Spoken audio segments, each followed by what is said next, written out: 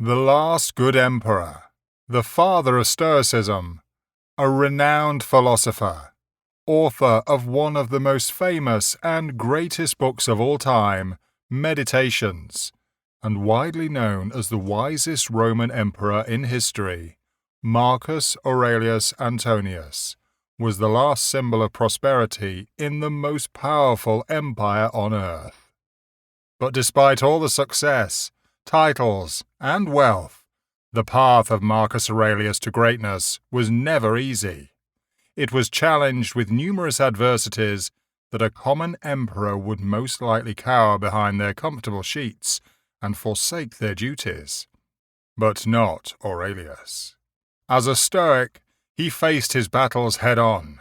The Antonine Plague, which killed nearly 10 million of his people, the Parthian War, the vicious Germanic tribes, floods, and even famine and poverty going on inside Rome. You are wondering, how did Marcus Aurelius overcome these afflictions and still become the wisest, and some consider the greatest emperor of Rome? One word: habit. Marcus strongly believed that building good habits is a key ingredient to success and power, and these habits are not built promptly. They are built every single day, as soon as we wake up. So how does a Roman emperor build his habits through his everyday life? Marcus always starts his day very early, as quoted in his book, Meditations. At dawn, when you have trouble getting out of bed, tell yourself, I have to go to work, as a human being. Stating that we should do our roles as human beings, and that even bees, birds, and spiders are doing their jobs to keep the world in order. Marcus also said that staying in bed, in the comfortable sheets, was not the reason he was made. He was created. Instead, he woke up every single morning, having the thought that he should accomplish his job as a human. He also did his journals in the morning, writing on a blank piece of paper, sorting what important matters he should attend to today, even scheduling his bathroom breaks so he could work undisturbed. He mostly used his mornings as a time to think, to plan, and to prepare for the coming day. In the afternoon, Marcus frequently worked with his senators and advisors as his reign faced countless wars, plagues, and other problems an empire could have. He eats his afternoon meal hastily but healthily, as he is not the kind of emperor to satiate himself with extravagant food or wine. He also insisted that all the most important tasks be done first, above everything. He spent most afternoons on the battlefield or in his office, working on how to deal with Rome's catastrophes, and Marcus barely complained or whined about his work, as he stated, "Never be overheard complaining, not even to yourself." Even though Marcus devoted most of his day to doing his chores as an emperor, he understood very well the importance of balancing life with work, and also took breaks whenever it was needed.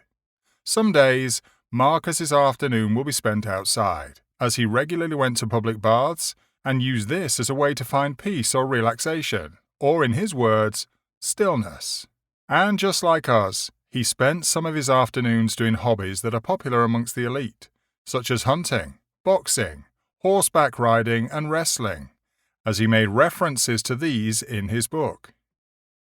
In the afternoons, after a long day of work as the emperor of a vast empire, Marcus will just sit back and read a book in a room, and this is why you should watch to the end of the video, as we will tell you why in just a few short words. Marcus spent most of his life reading books, as he believed that knowledge is the true wealth a man could possibly have. He read satire, history, and even fable books, as he mentioned The Town Mouse and the Country Mouse, and used it as an allegory for stoicism. Aside from reading, Marcus Aurelius loved studying, as he always strived to get better, and he also liked to be kept up to date with news and gossip around his country. And after a day being a stoic emperor, king, and leader, he spent his nights being a husband and a father to his children, always remembering to put them to bed, making sure that they were safe and sound. As a Stoic, he didn't guarantee that there would always be a tomorrow. He surely made time to say his goodnight to his children. He would say to himself, "Don't rush this. This might be the last time you do this. It's not guaranteed that either of you will make it through the night." He always made sure to savor every moment with his children. He loved them. They were the most important thing to Marcus Aurelius.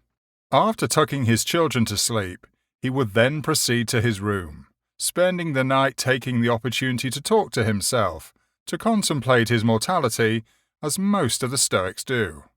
He used this as a fuel, as a tool for him to have the sense of urgency every day to live his life fully and with no regrets. He will always take the time to question his purpose in life, making it clear what he has to do and what are the right things to do. Then he would go to his bed himself and start this over again, as long as he lived. Marcus Aurelius built habits through this, through his mindset every day. He made this his routine. He devoted his life through his philosophy. It revolved around stoicism. By building these habits, he overcame all calamities, either small or big. He overcame them based on the right mindset, the right mentality, and by knowing what really is the most important thing in life. Marcus Aurelius made it his routine, and you can do it also. You can also initiate good habits, a routine, and you can start it today or tomorrow, as soon as the sun rises. You can overcome anything. Lastly, we finish with this quote: "Waste no more time arguing about what a good man should be. Be one." Marcus Aurelius.